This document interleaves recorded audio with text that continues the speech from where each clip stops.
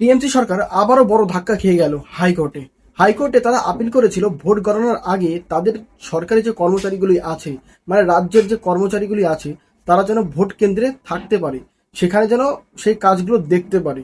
Vote গণনায় কোনো গাফিলতি হচ্ছে কিনা, তাদের বিরুদ্ধে কোনো কাজ চলছে কিনা, সেইগুলি যেন সেই কর্মচারীগুলো দেখতে পারে। এই কারণে টিএমসি সরকার আর্জি জানিয়েছিল হাইকোর্টের কাছে, আর হাইকোর্টে তাদের কথাগুলিকে খারিজ করে দিল। কিন্তু টিএমসি সরকারকে একটা সাপোর্ট কিন্তু দিয়েছে হাইকোর্ট। কিভাবে সেটা?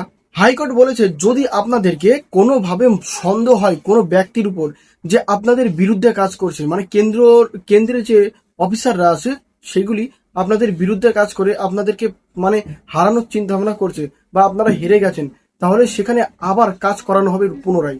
যদি কেন্দ্রের অফিসাররা কোনো দলকে সাপোর্ট করে আর আপনারা যদি সেখানে হেরে যান, তাহলে সেখানে পুনরায় আবার ভোট গণনা হবে। ভোট গণনা কেন্দ্রে রাজ্যের কোনো কর্মচারী কিন্তু থাকবে না, যা থাকবে কেন্দ্রের কর্মচারী থাকবে।